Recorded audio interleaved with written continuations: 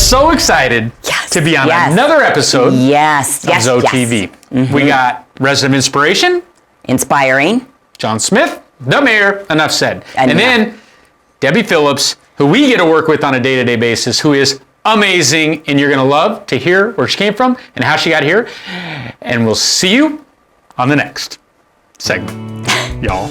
Well, we have one of our favorite people, and I know we say that every week, but we mean it this week, okay? You seriously are one of our favorite people, and one of the people I met first when I came here, but I guess I'm not the only one that would say that. So I think most staff would say that. I would say you're right, and it's not because you have an easy name, John Smith, which thank you for that. Yes. But it's because everybody knows you, and everybody who knows you loves you. So, and he's the mayor. And he is the mayor. How did that happen, actually? Let's start with how did I get the mayor? Yes.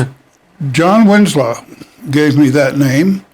I introduced him right after he came to work here. I was president of the GCA, and I introduced John to the membership. And we got confused. Somebody said, there are too many Johns. Yeah. So John Winslow said, well, we can fix that. We'll just call him the mayor.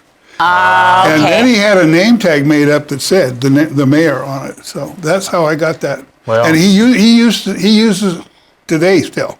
Yeah. He used it at the town hall. I'm Mr. Mayor. Yep. Absolutely. Oh yeah, I just didn't know. Did you? Where it I didn't know originated? the original. I figured it came from a higher power. It was a higher power. It was a higher but it's very fitting because mayor, all I do is see this guy walk around hugging, kissing babies. He's like a politician. Yes. Very much so, but he is Glencroft. I mean, I think this is the guy. This is the pulse of this campus. It's because there's so many babies here at Glencroft.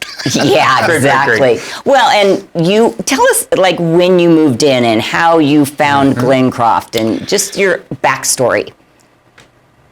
I was married to another lady then, and we came here on a surprise birthday party for a couple in Court 7. And we planned to come here and stay a week, which we did just to see Phoenix. Okay. Oh, from where? From Virginia. We were living in Virginia at the time. How long ago was that? This was 16 years ago. Okay. We were living, anyway, we came here for the surprise birthday party.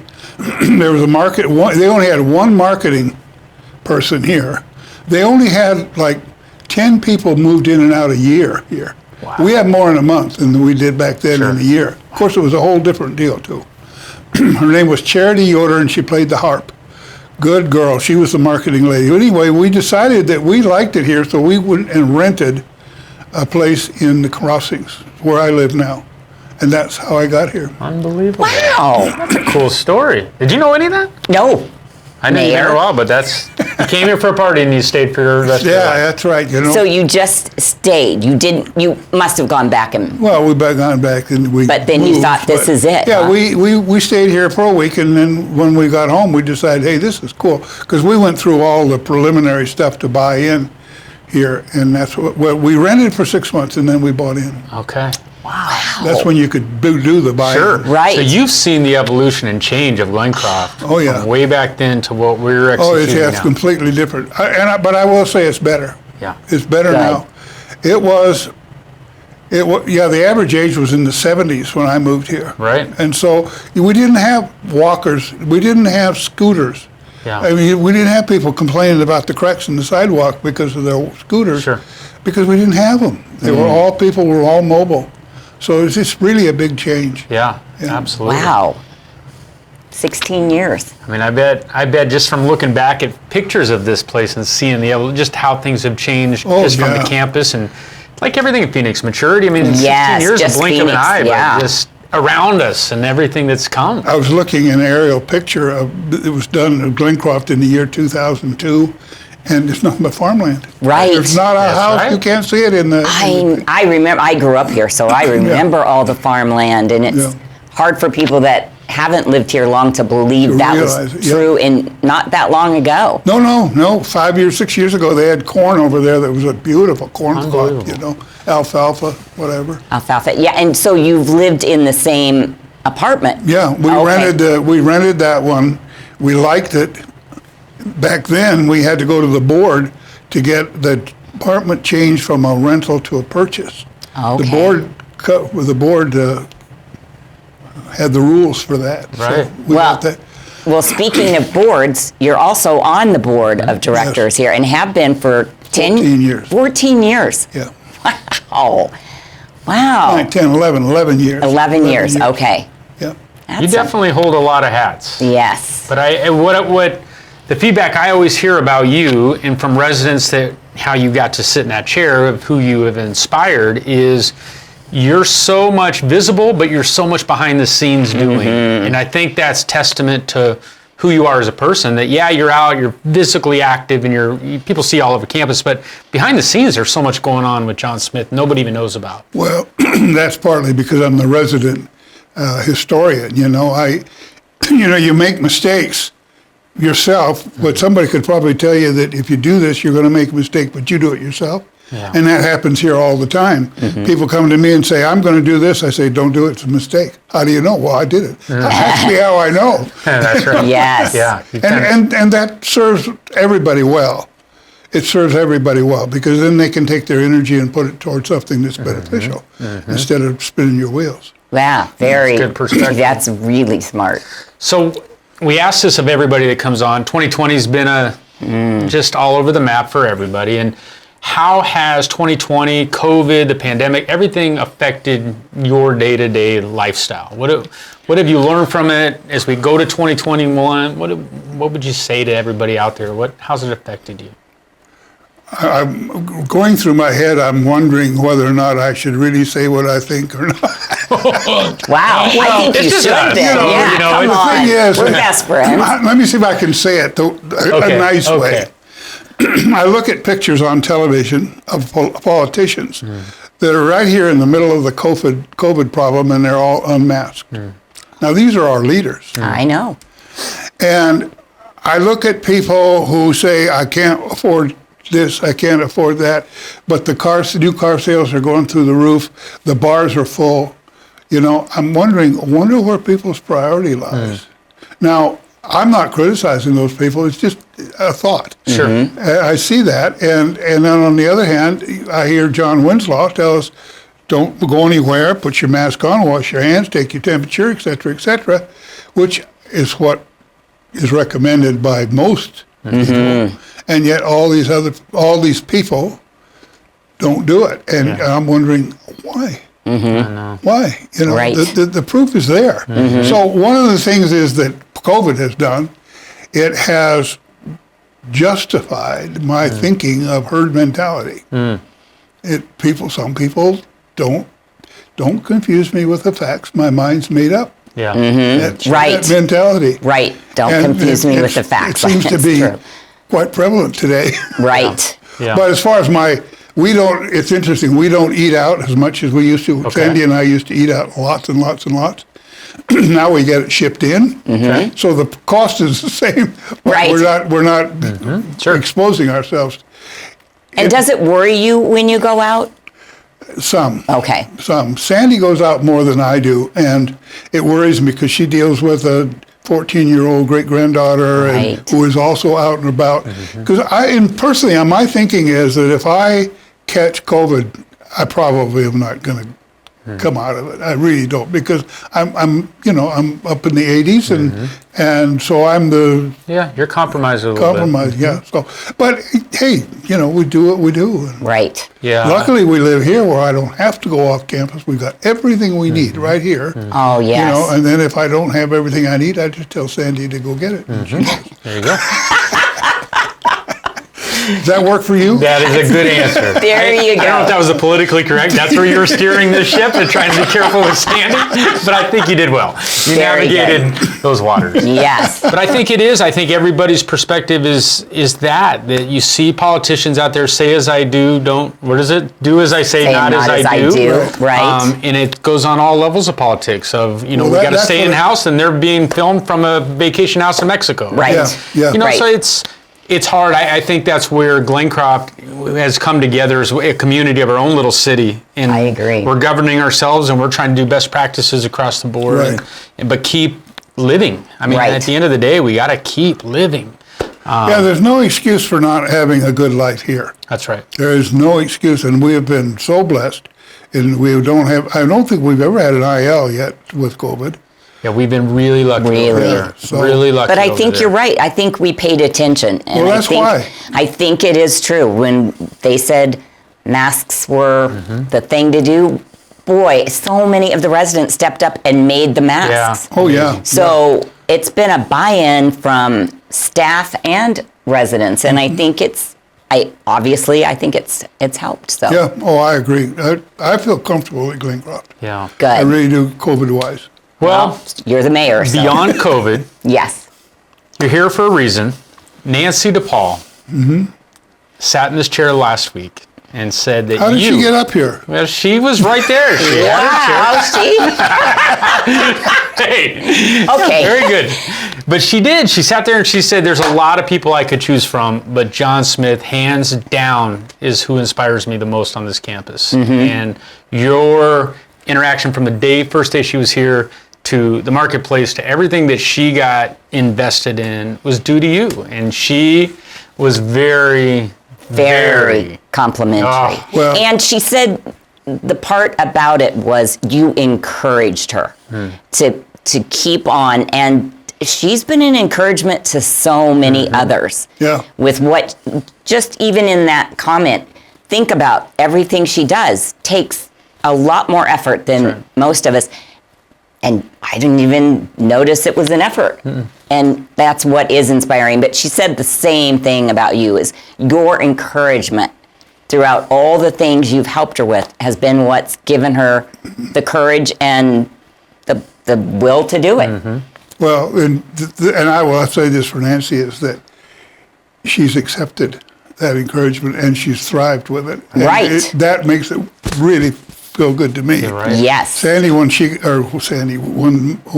Nancy got here, she was really going through a bad time. Yes. With her son and her uncle and whatever. So Right. she was looking for something to keep her mind busy, and she's a smart young lady. Yes. And the more I give her, the more she'd take. Wow. Yep. Just a sponge of all of it. Oh, yeah. And she's just doing a super job. Yeah, that's it. Super That's helped job. you as well, because I Oh, know yeah. you didn't want to take it. You had all these great ideas that you didn't personally want to take on all by yourself. Well, so. it's sort of funny. I tell people that when Marlene Schrock, who was older, quit the thrift shop, they couldn't find anybody, so I went in and managed the thrift shop, or the tulip patch. I've managed the thrift shop, I've managed the marketplace, and now I'm temporary managing resident reps. So the only thing that I've not managed in the GCA activities department is the spiritual life, and I don't think I'm qualified. Well, it's why you're in this chair. You've touched on so many people, but it's your turn now to get somebody else in this chair next week. And I think this moment is so fun because you do know everybody, and there's a million names I know you could pull from. Well, the one that I would like to compliment or to put forward is no longer with us, but his wife is, and so maybe we can work that with his wife can step in, and that was Jim Ogan.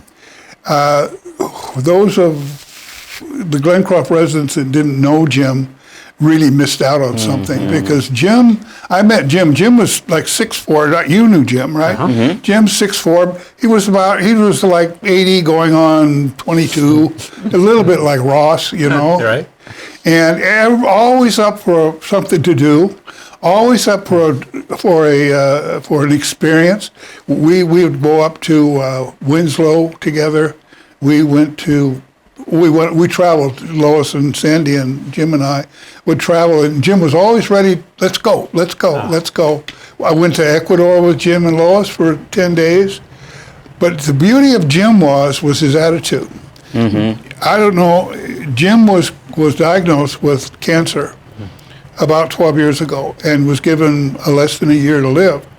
And he was going to Mayo Clinic at the time, and Mayo said, we've got a new medicine, that chest trial medicine, it might help. Jim says, give it to me. And it gave him 11 years of life. Toward the end, it was a little bad, but the thing about Jim is he never complained. Nope. He never complained. And another thing about Jim is his whole life was, when he moved to Glencroft, was dedicated to putting God in front of the residents. That was his whole life, and he was the chairman of the Community of Faith mission program, and he brought in all these mission programs for Second Sunday, and get money for them. He also did most of the DVDs that are religious DVDs that are played on Channel 4 was because of Jim.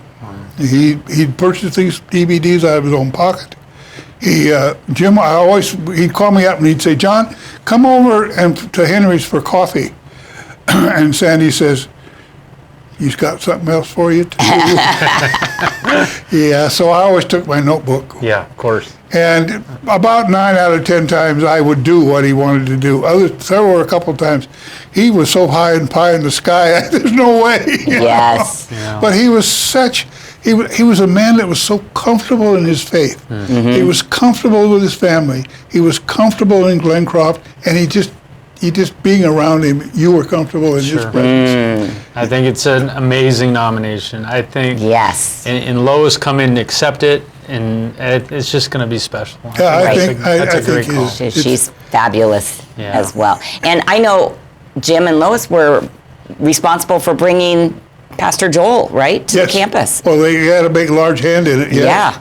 Yeah, and oh man, that's another blessing right That there. is huge blessing. Mr. Joel. Awesome. Yeah. Well, John, we appreciate you being Yes, here. thank you. You are an amazing person. It gives so much to this camp. I mean, Glencroft wouldn't be Glencroft without what you've done over all these Yeah, years. it's been fun. I've enjoyed it. I still enjoy it. And, let me know if I can be of any help. Oh, you know I we can will. say no. You can always Yes. say no. And you're the mayor, and you're Yeah, going I'm the to, mayor. you don't even have to run for office. You just get to just be the given the mayor. title. Yeah. Thank you. Well, thank you. Absolutely. We are so excited, as always, to be joined by an amazing staff member, Debbie Phillips, otherwise known as Eagle Eye, to us in your world and on committees with you, Yes. Eagle Eye, because she is very attention to detail. Yes. But only which for a is certain part of the day. just what we need. She has a window. That's And I'm right. learning to get into that window, get in, get out, okay? Really? I didn't know Yes. about the window. There is a window. I haven't told anybody about the window. When's it Because I open? want the window. Morning. I am a morning person. Okay. By my mid to late afternoon. She said she's Eagle Eye from 9:30 to 10:06. So that's the window. That's a perfect schedule for work. But Yes. Debbie, thank you for joining Yes. us. Okay. How long have you been working at Glencroft? I have been here since mid-October. Oh, so not very Yes, long. Not very long. I'll tell you that first week, I felt like I was just being force-fed everything that needed to be done, and a lot of kind of some joking with Scott, like, I'm so glad you're staying. Of course I want to stay. I love it here. Yes. And we love having you here. Oh, it's a lot of fun. It really is. So for the people that haven't met you yet, where are you working? What department are you in? What's your primary role? So the department is in administration. Okay. So I'm in the administration building, and my primary role is the executive assistant to the chief strategy officer, which is Scott McClintock. So you kind of help keep Scott in alignment. Keep him in line. Yes. Which is, we're not going to say we're glad that was budgeted, But that but we're glad it was budgeted. It was a good decision. It was a yes. good decision on a lot of levels. Right. So you help in a lot of areas. It's a lot of fun. Like you mentioned, attention to detail. That's one of the skills I That's know I right. have. Yep. I like to do that. And I So- think you've seen and can probably reiterate, once you come to Glencroft with a certain job description, that changes on day one. Oh, and yes. everything Yes. just comes at you, Yes. and you just have to take it in. And those that can't multitask or are resistant to that kind of stuff, then Right. they don't last long, because we wear a lot of hats in nonprofit. I mean, Right. you have to do a lot of things. Right. That's true. Yes. Task as Task. assigned Yes. is, that should be number one. Right. Right. I like to look at my job too. Like, I use a football analogy. And so you get that ball and then you zig, you zag, but there's one goal. Right. Yeah. For me, in my mind, is the goal is the residents. Very good. Okay. So if I can do my job with the residents in mind, then I'm going to do a good job. So I want to be approachable. I want to be able to help wherever I can. That's great. And truly, one of my mottos, even just in life, is if I can, I will.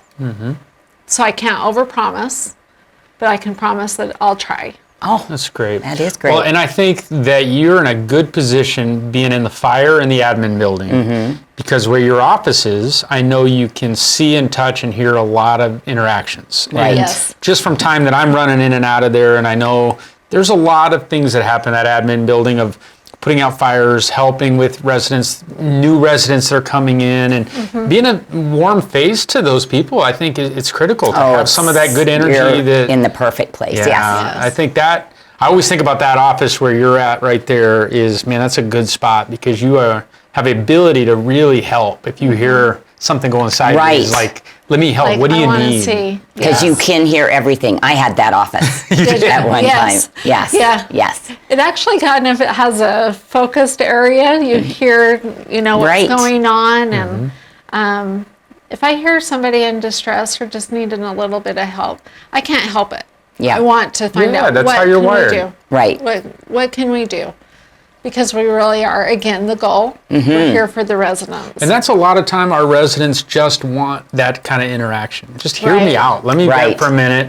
And if you can't help, just don't push me off, but let me vent, and then get me Yes. to the right person. Or, I think that's important. I mean, I know we all roll that Right. way a little bit. Right. When you're walking around campus, are you okay? Well, I Right. need help with this. Well, I don't know what that means, but let me help find the person. Let me find Yes. someone. Yeah. Right. Yes. So, where were you prior to Glencroft? What brought you here?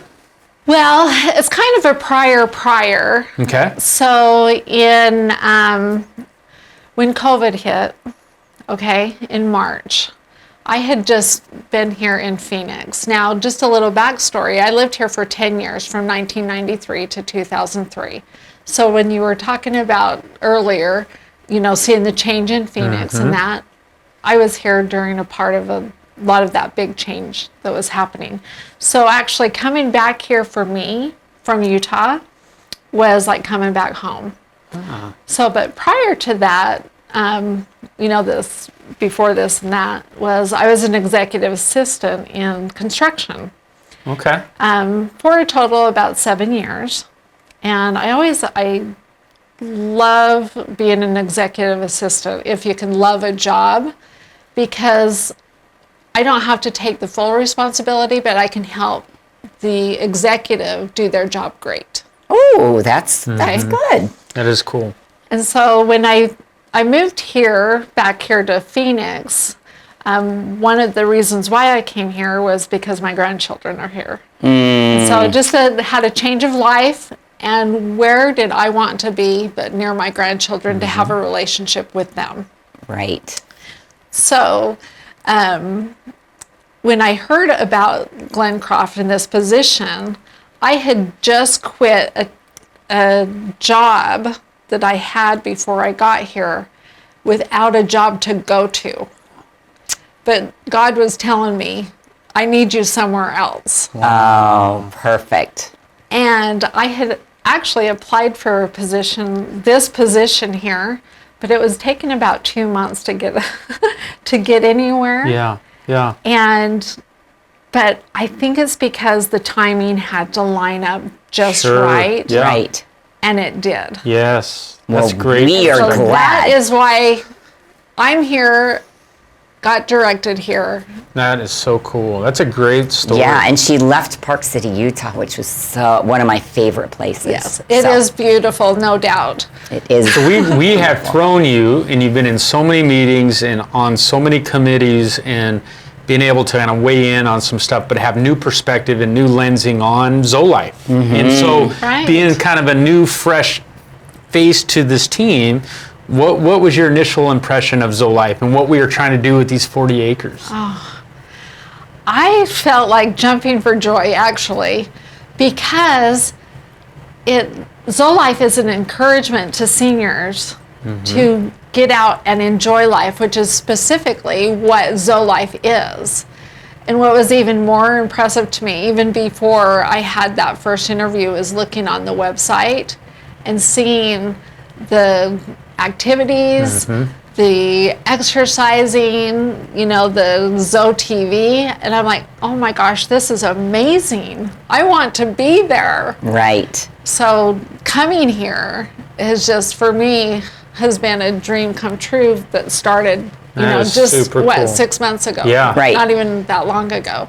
And you've been able to, along with some other people in our team, really kind of run point and learn on the social media side. Right. Some of the ways and strategies we're trying to get some of what we're doing over the walls and expose. This is our culture. This is how our residents are thriving. And Yes. how has that been, just using our platforms and Facebook, and it's just interesting, right? It's interesting. It's a lot of fun.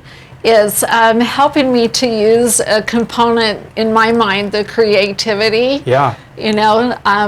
I can have another thing that my job requires is that analyze and do and that kind of a skill. But social media is fun. Yeah. Yeah. It's fun, and because it's for the residents, I want the residents to get the feel of this is a great place to live. Right. And two is to bring other new residents here for them to have a good, fun quality of life too. Absolutely. Right. So I know I love taking photos of all our people because Yes. I just see a moment, I can't. It's like my first reaction I know. is grab my phone. Yeah. And you are the same way, and we have a lot of team members that just taking photos.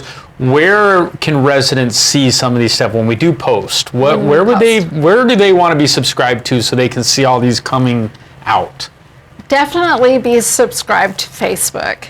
Okay. Follow us, like us, comment. We want to hear what you have to say. Okay. If you have any ideas, contact us. Yeah. Good. So on Facebook, yeah. LinkedIn, Okay. even though LinkedIn is primarily a business portal, there are a lot of residents here that have professional Absolutely. Right. relatives or friends that are on LinkedIn, and we want to share the story, not only for them, but to say, hey, maybe somebody that you work with Yeah.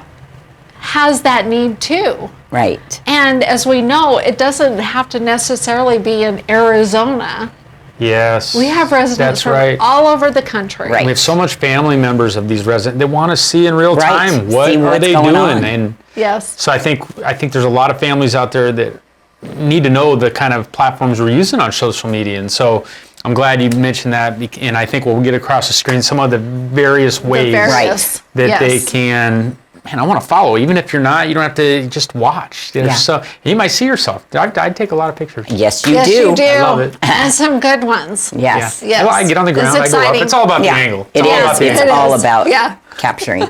But when we do as much as we do, we have as much content between Ross and dining and what we're doing in ZoeLife and so many things. It's like, how do you not take photos? This Right. stuff is every day you can find a new good thing. photo. Yeah, Right. absolutely. Well, I know we are running out of time. I know COVID is on everybody's mind as we turn the page. So with the last 20 seconds or so, give a thought of hope. What you're a very optimistic person. As you go to 2021, what would be an encouragement to those watching?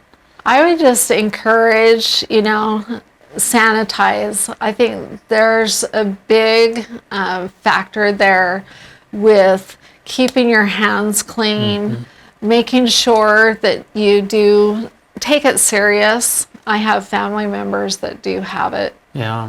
right at this time. I've had some that have been hospitalized, a younger cousin of mine. So you're seeing it firsthand. So I'm seeing it firsthand. Yeah. I think it gives you new perspective. I do because we too. all are in it, but we all grow tired. But man, when you get hit with parents and siblings, and Yes. it takes it to another level. rough. Yes. Yeah. So, well, Yeah. Debbie, thank you for being here. Yes, I I know thank you everybody for working enjoyed here. listening to your testimony on what brought you here, and man, you got a great energy, and you're Yes. much I love coveted it. on our team. So thank you. Yes. Thank you. What a show, Kay. What a show. What a show. It did not disappoint, and we know some pretty great people. You know, it's quite a show when they gave us 15 seconds to exit stage I know. left. We took all we could out of John Smith. What can you So do? good. The mayor, he gave us everything. He's Yeah. got unbelievable perspective. And Debbie, we are so lucky to have you, and the residents are lucky to have you Yes, because you got yes, a heart for this yes. campus. And another great show. Another great show. We'll see you next week. Hope you enjoyed.